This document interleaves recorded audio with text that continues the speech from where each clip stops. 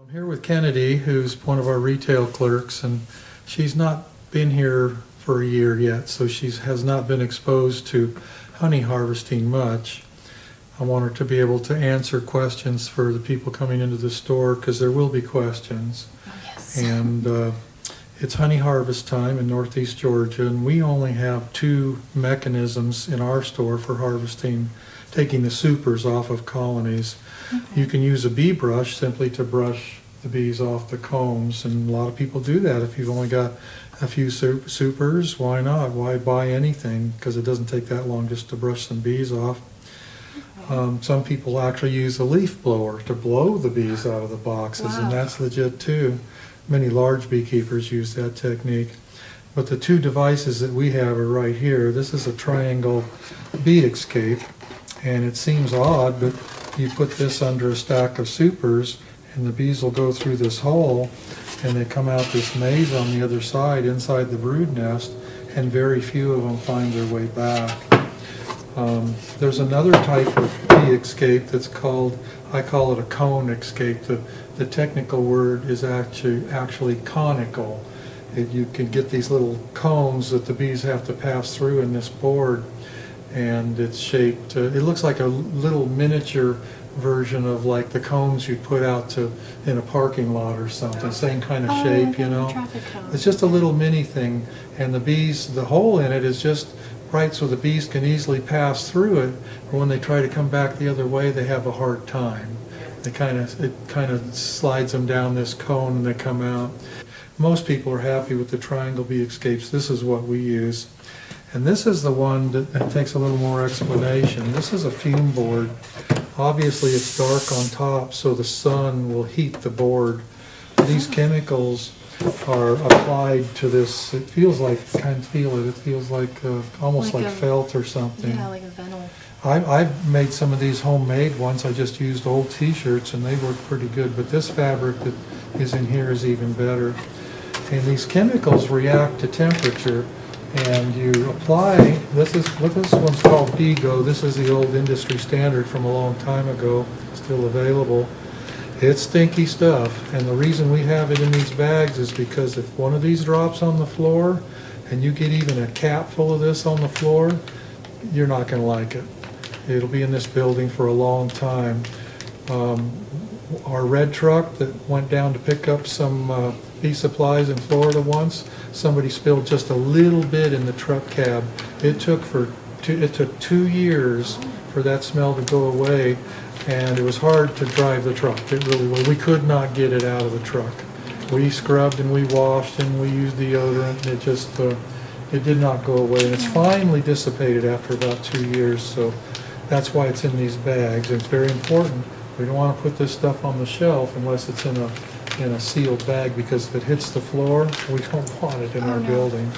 And that's why we can't ship this stuff, right? Yeah, we can't ship That's this a no-go. stuff. No shipping. But it has to be pickup only. Now, honey robber, I think they will allow to ship. I'd have to look at that. I'll look into that for you.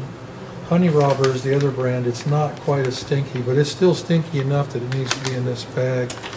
And these fume boards, they come with this little nozzle in there. You just put a little bitty hole and you can kind of spray it on there. But honestly, what works even better is to use like a spray bottle, like if you're spritzing something, you spritz on the board instead of putting this little line of stuff, and it actually works better. Evenly distributes it, kind of. More evenly distributes it, and just does a better job. And these fume boards are extremely stinky for a long time. You can't store them in your garage. You have to store them outside. We've got fume boards that haven't been used in 3 years, and you can still smell them when you get close to them. So it's really a nasty smell. I used to use fume boards a lot, especially when I traveled out of town. Obviously, one of the drawbacks to this bee escape is it takes about a day a super. If you have 3 supers above the bee escape, you need 3 or 4 days for all the bees to exit. And if I was going out of town, like when we went to Florida or South Georgia to pull honey, obviously I didn't want to make 2 trips. When you put an escape board on, you've got to wait several days and then come back and get it. So it's good if you're working local, but it's not great if you're going long distance. So that's the drawback to these. The reason I like these escape boards is that, first of all, you're not dealing with this stinky chemical. If you get it on your fingers or anything, you can't hardly even wash it off of your fingers. If you go home with that on your fingers, Joe's going to kick you out of the house. Yeah, anytime I touch anything, I immediately go wash my hands before I do anything else. 'Cause There you go. You don't want to mess. You don't want to contaminate anything. And the other thing, sometimes supers, if the bees get really full, they'll put burr comb between the boxes, like between the bottom bars of the upper super and the top bars of the lower super. And when you break that apart, you got a big mess. It's drooling. It gets all over everything. And I mean, as beekeepers, we're used to messy stuff. We're dirty all the time. It's not that big a deal. But what I don't like is it gets on things, like when you bring pallets of supers with a lot of that burr comb into the honey house, the pallets overflow and it drips on the floor, and pretty soon the hand trucks and the pallet trucks are running through and it's all over the place. But when you break the supers apart and put them back on top of the escape board, by the time you come back in a few days, the bees have cleaned all of that up entirely, 100%. There's none of that dripping mess. So I really like that. One of the drawbacks to a escape board is that if there's a dearth and there's no honey flow, which is occurring in our southern yards right now, our northern yards still have a honey flow. If any bees can get inside that stack of supers, they'll get in there and rob it, because when these bees exit, there's nobody in there to defend. They don't have any defense. And you can come back in 3 or 4 days and have, if it was a crop of sourwood and you had 3 or 4 medium supers, you're not talking about a serious amount of money. And as Seth on the other end of the camera there can attest, is that's a depressing moment to come back and see 4 medium supers of sourwood robbed out, because that was a fair amount of money. It's a lot of work. Yeah, a medium super might have 35 or 40 pounds in it, and if you got 3 or 4 of them on there and it's worth $6.50 a pound in a barrel, you can do the math. And it's easy to just miss one little crack where the bees can come and go. So we're pretty good at checking all the cracks in the stack and poking plastic in there or sticks or anything. Luckily, our supers now are in pretty good shape. We have very few that leak like that.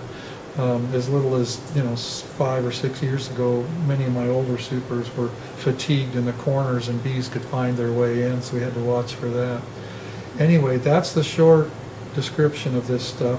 Do you have any questions, any of you, on when you say they'll go in there and rob the honey, are they eating it or are they taking it somewhere else? They're taking it home. Okay. They're taking it home. So they'll take it to a different hive. Yeah, bees are basically thieves, and dirty thieves. I'm sorry, but They're stealing their stuff we back. are stealing their honey, so they're stealing it and taking it home. In a dearth, that's why you have guard bees on a colony. Other bees will try to come in the entrance and get in that colony and steal their food if nobody's guarding the entrance. Okay. It's the same problem here. If you have a crack in your boxes or some little hole, and other bees from other colonies can get in there, once the bees exit through this escape, there's nobody up there to guard it. So the other bees will come in and rob it. Jackpot. It's the hive pot. Jackpot, that's a good word for it. In a dearth, you can spill a Coca-Cola on the sidewalk and sometimes the bees will work it. They will find it. Bees pretty much check out every square inch within a 2-mile radius. And if there's some sugar substance to be had in a nectar dearth, they'll find it and they will take it. And that's what you have to be careful about this. So you're going to start you're going to be asked about this stuff a lot, and I just wanted you to kind of know a little more when the customers are asking. Yeah. Everything here works good. They all work. This needs the sun. You can't use this on a cool day. It needs to be a sunny day, so this warms up and warms this chemical. That's when it really works the best, and it pushes the bees down. And it'll usually push the bees down at least a medium super. You can actually get them through a deep super. Two medium supers is kind of pushing it. It's hard to get them that far.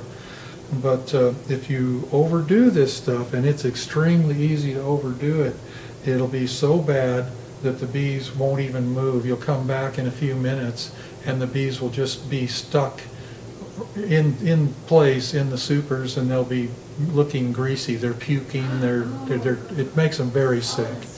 Yeah, very hard on them. So you have to be very careful with this stuff, not to use too much of this chemical. So anyway, it's time sensitive and temperature sensitive?